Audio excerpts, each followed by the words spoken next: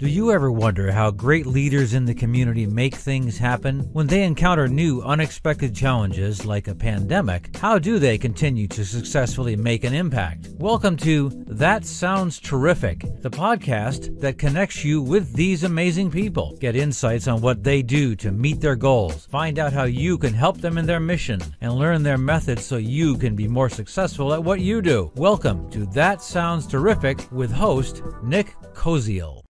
Hey everyone, and welcome to another episode of That Sounds Terrific. Joining me today is the terrific Mitch Wissick, and he is our professor of comedy. I brought him on to our other show, That Sounds Terrifying, and we just had to have him on That Sounds Terrific because he's a terrific guy. Welcome to the show, Mitch. Thanks, Nick. Good to be here. It's the second time you've called me professor now, Yeah, which yeah, is it's flattering. The right? professor of comedy. Well, I do come from, a higher ed That's the only background. There you go. Yeah, It's the only thing I'll ever be the professor of. professor of I'll never, comedy. never be a professor. That's it. Yeah, professor of love, professor of many things, right? Well, the reason the reason I wanted to have you on the show is because we do improv comedy together, and it's been sort of a great experience for me to get back on stage. But there's so many things that like improv does for people's lives that could be extremely helpful, right? It's not just about being on stage. There's a lot more to it. And I wanted to have you kind of come on and talk a little bit about, improv from that light, but also obviously there's this really cool class we're taking, and I want other people to kind of join in on that. So Yeah. Awesome. Well, yeah, I love to hear you say that it has like effects on other things rather than just being on stage. Because I feel like the fundamentals of improv, like just it's something so profoundly positive that I think that if people studied it just in their everyday lives, I think it has benefits. I feel like in just dealing with children and mhm. dealing with your work, everyday occurrences. I'm sitting there going like, okay, yes, and like the fundamentals of improv being yes and I think like just that initial agreement on okay, it could be the worst situation possible. We could be Mhm. driving on the throughway and I've got a flat tire. Yep, this is Yep. a flat tire, and I'm going to call a tow truck, and the tow truck company is going to leave me. Whatever it is, but Right. it's finding improv at a young age, I feel like had a profound effect on my life. So I'm glad to be able to share it, and your group especially has caught on. So I've probably, I think I've said it before, like I've probably taught, you guys might be like my 10th class or so, Mhm. total like in teaching. So it's not like I've done a ton of these, but you guys caught on very quick. And we just got done with our third session here with our Improv 103 at Comedy at the Carlson, and you guys have been doing awesome. What was your Yeah. name this time? Oh, it was the Oblivious Tonys this time. I like how we changed the name every Yeah. class session. Well, we do change the cast a little bit, and it's good Yeah, for everyone to have like a little say, and usually it's some sort of running gag. And before we get into that, I'd love to hear just a little bit more about you and how you got into improv and like what brought you yeah. there. It'd be great to hear a little bit of history around that. So, how did you get to So, improv? so I was a terrible student in school. Horrible. Like I was like just kind of like I was a class clown, and always like in trouble, but just like mischievous trouble, like nothing serious. Like I'm not doing hard drugs or anything crazy or you know no kidnapping or anything like that. It was like this is mischievous and like always in and out of the principal's office for some dumb snarky thing I said, smart ass thing I said to a teacher. And I was just a C minus student, so I didn't have a lot of options when it came to college. I ended up going to Genesee Community College at 18, and I got into their theater program. I didn't know what to do. Mhm. I was like either take a communications program at MCC or a theater program at GCC. Mhm. And so I took the theater program, And I ended up taking like an improv introductory to improv class right off the bat, in the first semester, and we ended up having a group from two groups came in. So the neo futurists came in to Rochester, and we saw them. They were actually at Jiva, and that was like loosely, it was some improv stuff. So they would do like 30 plays in 60 minutes was their whole thing, and they'd be like kind of improv. It was like working with the audience and stuff. And then we got to see Second City, and so I saw Second City, and that was kind of like a revelation. And I got into all these like theater, the plays in college and everything, and I was like just kind of hooked on being an actor. And so like my next evolution from there was like, okay, I was going to do a 2+2 program, and I got into the School of Visual Arts in Manhattan. So I'm like, now I'm going from the country of Batavia, the rural Batavia, to New York City. And no culture the second shock night I'm in New York City, a little culture shock. And I grew up in Williamson, which is like, Apple country, USA. Yeah. And so the second night I'm getting settled, I meet a group of people, all these kids at film school. And now I'm going for like screenwriting and directing. So it wasn't like I was really going for acting even at the school. Yeah. And the second night we're there, we go to see the Upright Citizens Brigade in Chelsea. So UCB Chelsea. And I was like hooked. I couldn't believe what these people were doing on stage. I'm like, this isn't scripted. Like, this is just completely improv. And it was long form, which I had never really seen before performed. Like I teach you guys a little bit of both long form and short form, but like, having, seeing that long form, like have them go for, an hour and have it kind of be cohesive and coming in and out of recurring characters and everything else was, it was amazing. So I was hooked, and I couldn't find time in my schedule to take they only offer daytime classes. And so I couldn't find time in my schedule to get like a daytime class, because I had all these like, studio classes for college. So I ended up taking 2 weeks off of school in the middle of a semester, getting caught up on all my work. And I took an intensive. So I did a 2-week intensive for my 101 class. It was taught by Shannon O'Neill, who's an amazing improv artist and actress. And I was hooked. I went through it. You guys grasped it way better than I did. I think at the beginning, I just thought I was supposed to be like, the center of attention and just like, hey, look at me, I'm making jokes up here. Yeah. And I didn't really get it. But then, after like at the end of that session, I just was like, everything just started to click, and I became obsessed. And so I spent most of my time at UCB. Fast forward a little bit. I did plays. I stayed active within the theater there, and I come back to Rochester, years later, like 6 years later, and I got cast in Jiva Comedy Improv, and so that was like a tight knit group of people, and we did comedy at Jiva Theater. We do like 2-3 shows a month, sometimes even like 4 shows a month there, and that was really great. So it was like on the next stage there. I think they might call it like the fielding stage or something else now.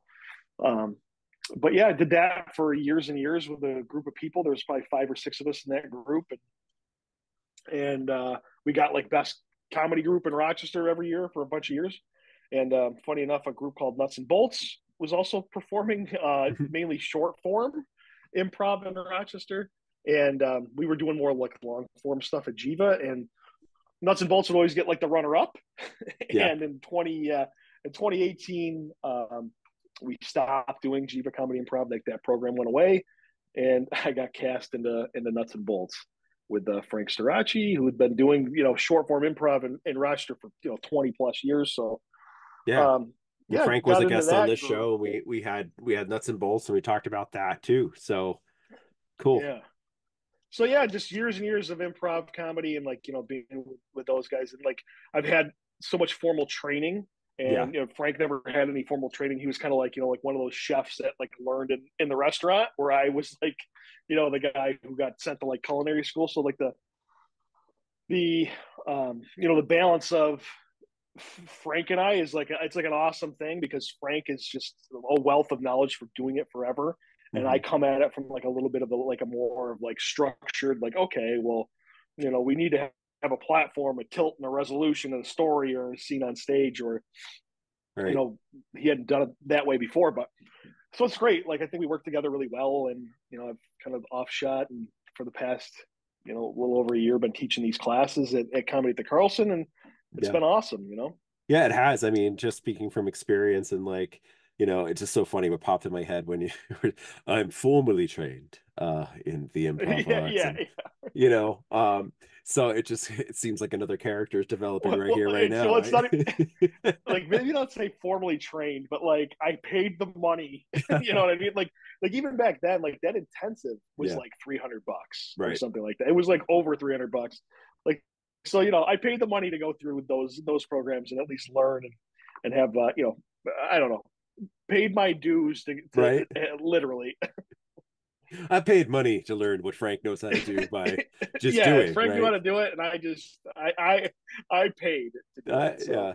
But yeah, it was great. Like I came up through the ranks with like people that were ahead of me in those programs, and some of the teachers were people you've seen on shows like The Office and The League, and Dimitri Martin was at the comedy at UCB all the time, along with like Aziz Ansari and some of these comedians. So I got to see firsthand for 5 or 6 years of these guys really just paving the way of what we see now is amazing comedy. It's like an explosion now. I mean, comedy is everywhere. People are looking at stand up, they're looking at improv, and it's kind of incredible. So what sparked the classes? I mean, how did that like come to fruition? Like, I know you've done a couple, you said, but so where did that idea come from? It's crazy. So I can remember this was like a couple of years ago. Like we were rehearsed in this place. Oh man, Frank would know the name of it. I forget, but it's this like little theater in Fairport. Okay. And we were using it as like an off. When we didn't have the space to come into Carlson, we were sitting there, and I came in, and I had come to tell Frank that I didn't want to perform anymore. Like I kind of hit a place in my professional life and personal life where I just felt like, okay, I was about to be 40 years old. I was like, getting older. I've been doing this for 20 years or whatever. I'm like, I don't know if I want to perform. I'd rather just be behind the scenes and like help direct, help make our cast better, and then just kind of be the behind the scenes, like the director of nuts and bolts if I could, because it's Frank's baby. I'd never step on that, you know what I mean? But I thought that I could help maybe just get the fundamentals there and take us to like the next level. And so he was all about it, which is amazing. Just amazing for Frank to be able to do that, you know what I mean? To not say, okay, ego aside, everything. Let's see what you're talking about, what you want to do. And so then from there, I just kind of threw out the idea to Frank and to Mark at the comedy club of like, hey, like what if we, the teaching was going well, the directing and the teaching was going well internally. So, can we do some classes here? I think you got this amazing facility. And then Mark was super cool about it. He's, Mark Ippolito at Comedy at the Carlson was like, yeah, let's do it. And so he just kind of said, let's see how much buzz we can generate. And, in the first class, I think we had like 12 people and, away we went. So we've always had like, over 10 every single session, which is a lot. I've done classes before where you have like 6 people. I've done it before where you had more than that. I think 10's a good number though. You get more than that with one person. It's kind of hard to get a grasp on how everyone's doing, Yeah. But yeah, it's been a crazy ride so far with the classes. I loved it. I think you've just proven that you're a professor. So, classically trained, you're teaching classes, but I think, for me, it was a great opportunity. The way that we connected, was through Jessica Connolly, right? And through her experience in Rochester. Yeah, that was another big like catalyst in all this, is that that you guys at Visit Rochester wanted that a session, like a class session taught. Yeah. And they kind of nominated me to do it because that's what I was doing. And then that kind of came out of that too at the same time. I was like, all right, you guys picked it. Like I said, like that was just one session. What do we have? Like 2-3 hours? I might have given you like an extra 2 hours. I think it was like 3 hours, and then we came in early, right? And I don't even think I could come in that early because I think I had like something beforehand. So it wasn't everybody. But what I loved about it for me, like, I was not classically trained. I did theater and some comedy stuff and things like when I was younger in high school, and then went to a performing arts school, right? So when I went there, Yeah. I'm like, I'm going to be involved with music. I am going to be, I was thinking music major. I was thinking like theater and all that stuff. Quickly saw like how freaking competitive and cutthroat it was, even just at a It's very crazy. small like liberal arts school, right? That like, when you look at the Yeah. alumni list, yeah, some people come famous, some people have Grammys, some people have but it isn't like the Juilliard, or you know what I mean? So I'm like, Yeah.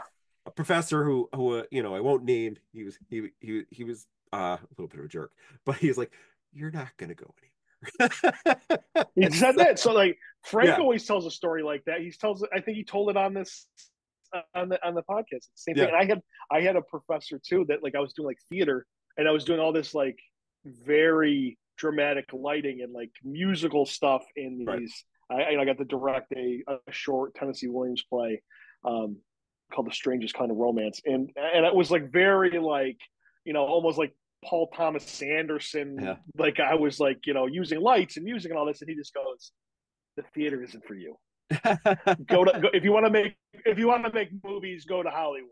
You know what I Right. mean? So it's like, okay, thanks. Yeah. You know, Yeah. that's So I had I think it's always good to have jerks like that because it kind of pushes you a little bit. and I think it should have definitely pushed me, but at the time and in my life, I'm like, okay, I'm not going to do that. So I went for teaching and things like that. But what I liked about like hearing about the class, and Ashley Fico, who's also been on the show and been on the other show, um, she's like, you're going to do this improv thing with Visit Rochester. And I'm like, oh, okay, and it had been a while since I was performing. But when you think about it, like we have people from all walks of life come in from the Visit Rochester and the first class session after that, and that's what I Yeah. like about this class, and what we started on in the beginning of this conversation was improv isn't just about performing. It's a skill, right? And you do it during every day of your life. You don't know what's going to Oh happen yeah. every second of the day. And what I enjoy about the class is it's not just like lessons on how to perform, but it's just a way to freaking unwind on a rough freaking week. I mean, one of the first things we did when we did the formal class was we all got together to get to know each other, and really became sort of like a a gripe session, you know? So Yeah, like I'm big on that. Like I think that I've been in classes before where people are like, don't bring your bullshit in here, leave your baggage at home, don't bring that shit in the door, kind of like very aggressively like, hey. But yeah. I think that shuts you off Hmm. to where any class I've ever taught, I want everybody to come in and completely trust each other. And you can't trust anyone unless we get a good deep, dive into the baggage that you have currently Yeah. that you're carrying around. And so I think that that's like a good thing. Like, let's come in. Like, I'm your therapist. He's your therapist. She's your therapist. Yeah. And that's the only way you can build that together because improv is a collective art. It Hmm. is it is something that you're building together. You can't go up there like I said.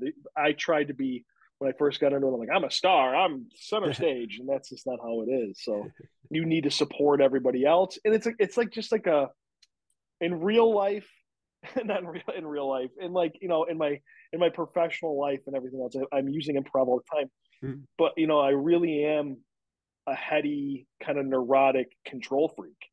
And so improv is a way to like I have OCD, I have these mental you know issues to where I can go, all right, I can get into a group and I can let that control go and see what we can build naturally together by like letting it go and let the group kind of build Right. something, which is amazing. And it is kind of like liberating to go, all right, I don't control this. Yeah. I might come in with the idea of, all right, we're the three little pigs and we're selling cocaine to the gingerbread man. Like Yeah. that might be my idea.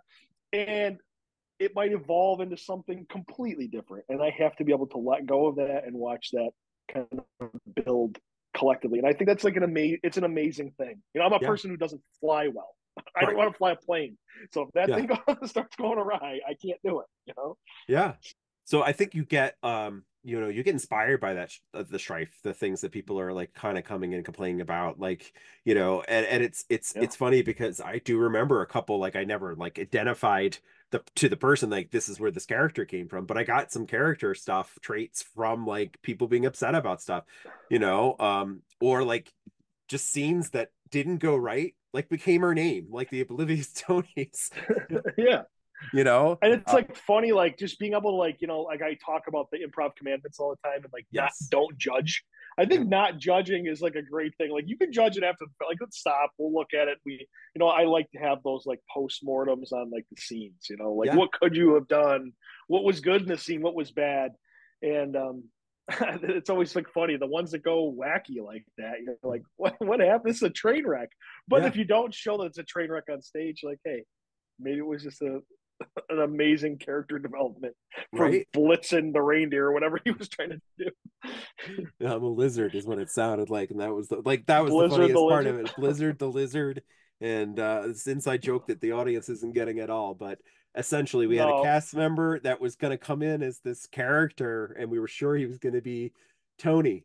the And the then, the fluffer for yeah. I mean, it was actually like a character this guy was like born to play. Like he would have been this character if we didn't tell him to do it.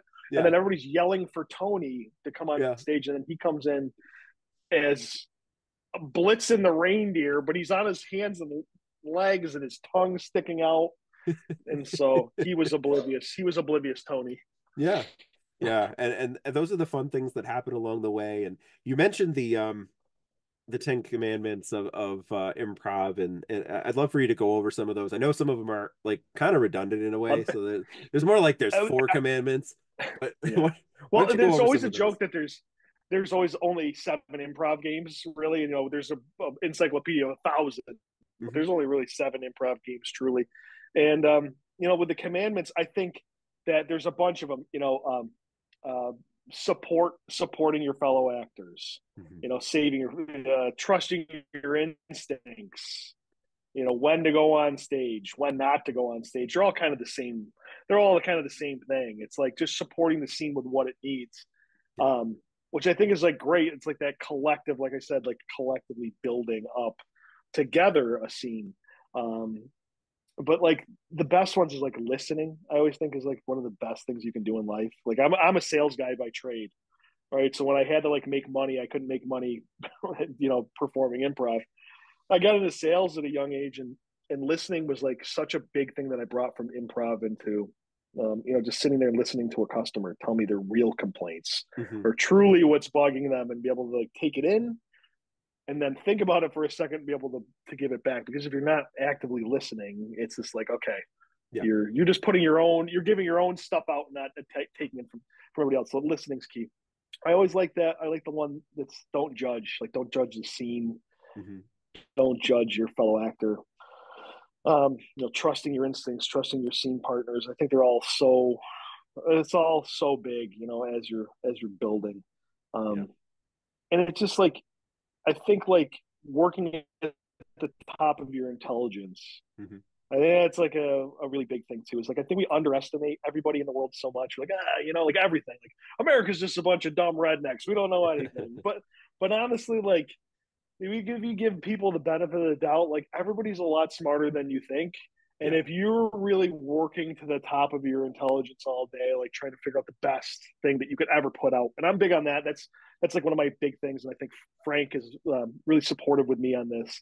Hmm. Is that I always want to give out the best possible product available. So when we perform for Nuts and Bolts, our shows, we always try to set it up for success because we want to give the best product possible. And I come from a background of I got to see improv from like a paid perspective, right? Like it's for Right. a paid audience. It wasn't improv. I think there's a lot of improv out there for other actors, other Hmm. people doing it for other artists, to watch that. And there's nothing wrong with that. But I've always been involved with something where I'm doing improv for a paid audience. So I always Hmm. think to myself, like, okay, I think about it from like almost like a sales perspective.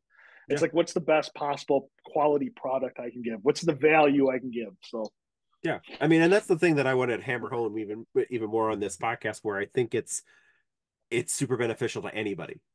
is that you can come in here and yeah, you're going to perform, but like you're learning to, your skill at business. You're learning to interact with people. You're, learning to think on your feet, which is a skill that some people just, haven't developed yet, right?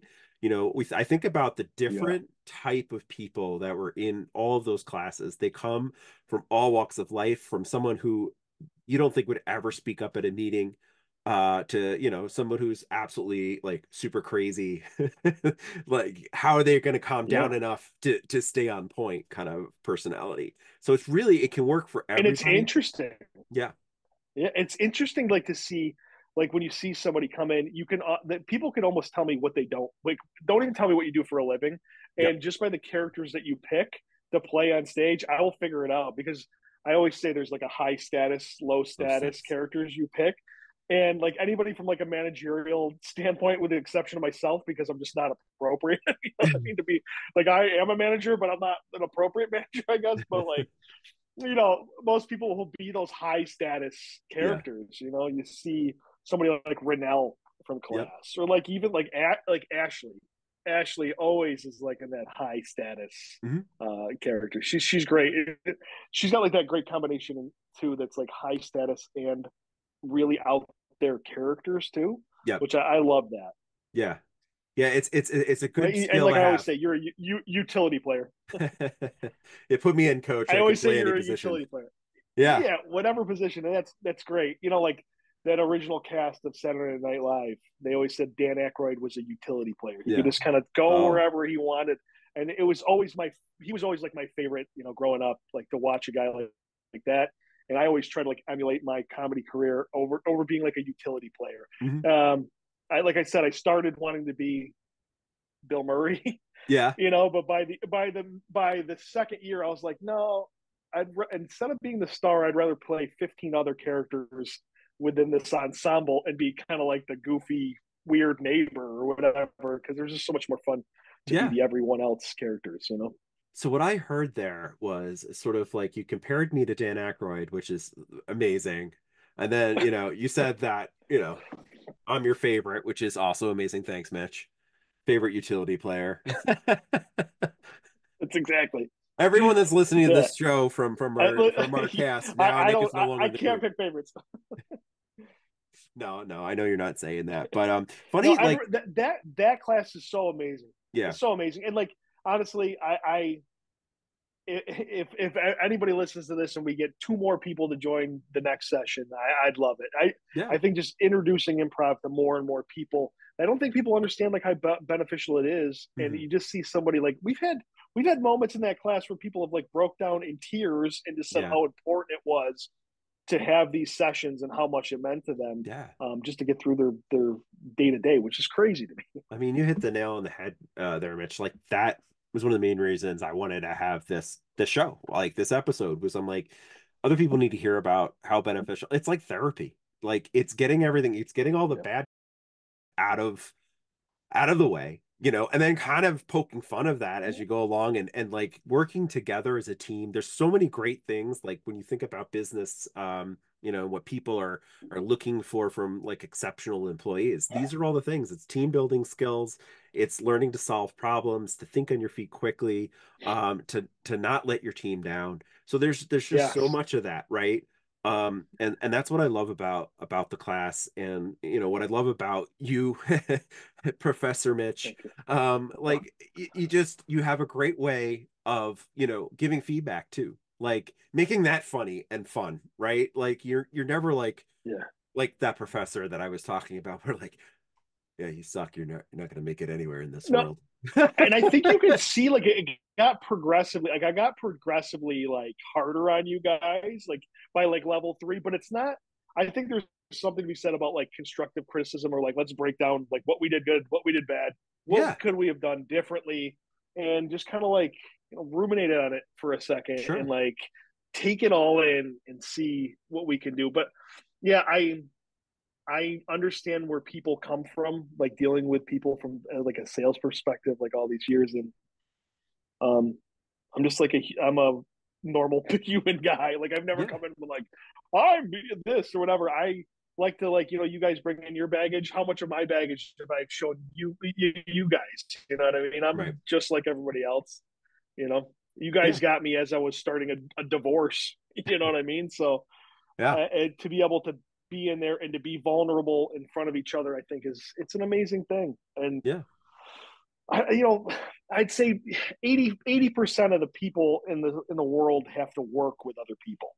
Yeah. It's very rare that you get a position like a job where you're just like in a room by yourself, counting, beans all day. That's not how it works. Yeah. So having to deal with other people and, really being on a team and building towards something, I think everybody could benefit from this, from, little kids on the playground to full-fledged, billionaire CEOs. Like, everybody benefits from some improv training. That's an interesting angle to spin off into another class, kids edition improv with Mitch Wissick. Yeah, I don't know. Like, Learning I don't know. learning improv on the playground. I don't know. My mouth would. I don't know if my mouth would allow me to teach. They would let me teach children or not. Hold on one second. I'm just gonna let the dogs out. Go. Chase squirrels all day. These dogs. Yeah, I don't know if they. I actually, I think we did one teen session one summer at Jiva. There was maybe one teen session, and that was yeah. There was no swearing in that one, but Yeah. I have a hard time. Yeah. No, I think, like I said, I think the classes are great. And actually, like, why don't you tell us a little bit about how the classes work, how people can, learn about them, where they go, that kind of stuff. And let's get that part of the business Yeah. angle out of the way. So following nuts and bolts improv comedy, like, that's follow nuts and bolts first and foremost. Come and see us at Comedy at the Carlson. Follow Comedy at the Carlson on social media. I mean, it is the single best place to see comedy in Rochester. I mean, what are the other venues you can get to see national headlining acts and then see me do dick and fart jokes once a month on a Saturday? You know what I mean? So it's great. We have a show coming up February 24th. We've got a show at Comedy at the Carlson, and I'm working right now on building the next set of classes, which would be another improv session with a little more character development, character driven, like creating three-dimensional characters in improv. I think that'll be a fun session. I think we already have like 10 people that are interested, and that'll go up online. And like I said, just follow Comedy at the Carlson, follow Nuts and Bolts Comedy Improv. Yeah, and we'll follow put me at Mitch Wissick. Yeah, follow. We got to change that to Professor Witsick, right? I'm gonna beat that joke into the ground. No, but I oh man, sorry, go ahead. No, as a guy, like just like my family, I'm like the one person that went to college in my family. You know what I mean? Like, my family didn't go to college, and they're like, a professor. They're like, you got C's. Good job. You can go to community college.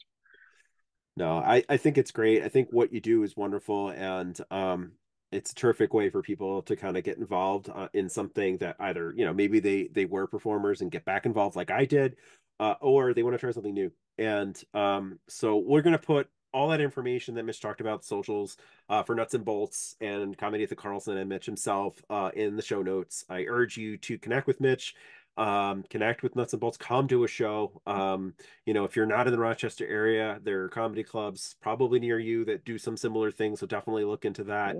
But Mitch, thanks so much for being on the show. And if anybody has, honestly, if you have my social, if anybody has any questions about it, stuff, you can always reach out to like a very easygoing, accessible human. Go ahead, ask me anything. I have a lot of people that have interest that they send my way from Comedy at Carlson. Like, are you guys teaching comedy classes or whatever? And I'm always like, yeah, sure. Here's the info. If you have any questions on that, or how to get in, or if you're scared, or if you're nervous, how many people do we have, Nick, that are like so terrified that before a first show or something like that?